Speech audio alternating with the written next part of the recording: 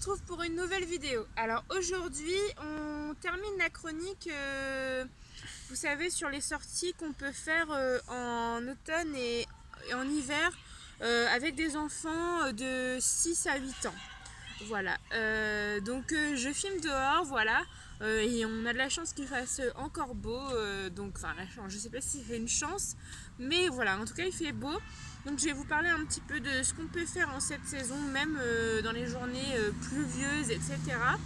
Parce que c'est l'hiver, comme j'ai dit dans la précédente vidéo sur ce sujet, je vais y arriver, sur ce sujet ne rime pas avec ennui forcément. Vous allez voir que finalement il y a plein de choses à faire. On avait déjà parlé des musées et des expos, mais là vous pouvez vraiment approfondir sur par exemple les musées autour de l'histoire naturelle, les sciences, etc. Puisque c'est des choses qui commencent à voir du coup à l'école. Donc vous pouvez un peu développer, voir des choses un petit peu plus pointues vous voyez en fonction de leur centre d'intérêt à l'école, etc. Ce qu'ils préfèrent, les matières qu'ils préfèrent pour que du coup ils se sentent vraiment intéressés par le musée. Vous voyez aussi si vous ne pouvez pas avoir accès à des visites guidées, des fois il y en a des gratuites, mais peut-être que si elles sont payantes, elles ne sont pas très chères, mais renseignez-vous sur ce qui existe. N'hésitez pas à appeler pour ça les offices de tourisme là où vous habitez pour pouvoir avoir tous les renseignements. Souvent ils savent ce qui existe, ils savent bien vous renseigner, donc vous pouvez voir. Pareil pour les expos, essayez de cibler en fonction de leur centre d'intérêt. Par exemple, s'ils aiment la peinture, emmenez voir. S'ils aiment la photo, s'ils sont plus portés sur la photo, emmenez-les voir des expos photos. Il faut cultiver leur goût pour qu'ils puissent après vraiment savoir ce que c'est, comment on fait, etc.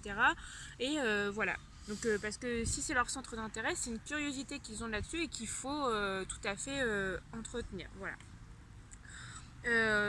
Vous pouvez commencer à faire des belles balades à pied et à vélo, beaucoup plus qu'avant. Avant, bon, le vélo tout seul, c'était encore un peu juste, etc. Le balade à pied, on n'allait pas très loin. Là jusqu'à 6 et 8 ans, vous pouvez vraiment faire des grandes balades. Donc voilà. Vous pouvez aussi encore plus aller au cinéma avec des séances un peu plus longues. Vous vous souvenez dans la vidéo 3-5 ans, je vous avais parlé des séances qui existent dans certains cinémas de 20 minutes.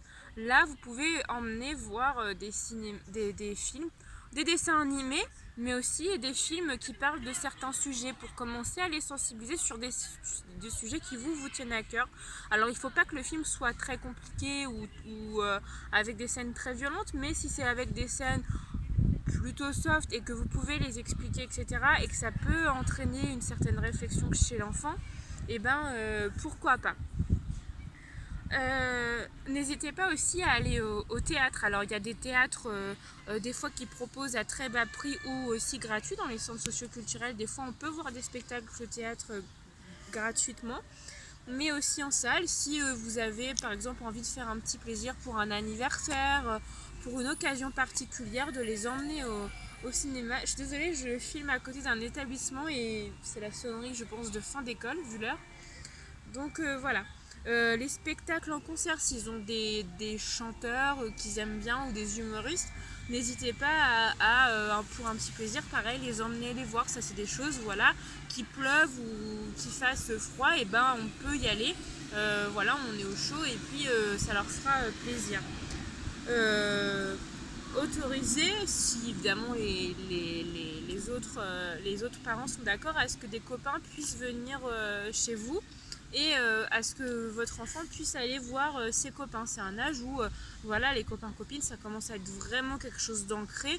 Avant, avant, ça peut aussi, mais c'est vraiment à cet âge-là où ça se précise. Donc voilà. N'hésitez pas à passer voir la famille aussi, c'est important qu'ils puissent identifier tous les membres de leur famille. Allez avec eux ramasser, si vous vous y connaissez, les champignons pour que voilà, les faire toucher à la nature. Faire toucher aussi tout ce qui les noix en forêt, leur dire voilà les noix on peut les manger, etc. Apprendre qu'il y a plein de choses qui viennent de la terre et qu'on peut manger, qui sont bonnes pour notre santé. Voilà. Aller aussi à la piscine, parce que même s'il fait pas beau, les piscines c'est couvert, on se sèche bien avec les sèche-cheveux qu'il y a dans les piscines, et puis voilà, on a passé un bon après-midi avec notre enfant. Surtout que c'est l'âge où pour apprendre encore plus à nager c'est mieux, parce qu'ils ont plus d'endurance, ils ont plus de capacité physique, donc c'est vraiment mieux. Vous pouvez toujours continuer à aller dans les structures gonflantes, vous savez, les grandes structures fermées où les enfants ils peuvent sauter, il y a des balles, etc. Ça, c'est vraiment de l'amusement pour eux. Et voilà, donc vous voyez, il y a plein de choses à faire en hiver avec vos enfants. Donc n'hésitez pas, emmenez-les. Et puis les enfants ont besoin de se dépenser. C'est ce qui après leur permet de mieux se concentrer sur les choses où ils doivent se concentrer. Donc apprendre à lire, apprendre à écrire. Plus ils vont se dépenser à côté, plus voilà, ils vont avoir des temps où ils vont être capables de se poser, de se concentrer sur quelque chose. Voilà. Et puis ils sont curieux, ils vont vouloir aller voir ce qui se passe, etc. Et donc voilà, profitez de cette curiosité-là pour leur faire voir plein de choses. Et dans les musées, il y a aussi des fois pour les jeunes enfants des musées gratuits, profitez-en. Dans plein de villes ça existe, donc profitez de ces moments-là, ou profitez des tarifs réduits qui puissent exister. Des fois il y a aussi dans certains départements des passes culture, renseignez-vous, il y a beaucoup de familles qui y ont le droit, donc renseignez-vous là-dessus. J'en ai terminé pour cette vidéo, je vous remercie de l'avoir regardée. Bientôt plein de nouvelles vidéos vont arriver sur la chaîne.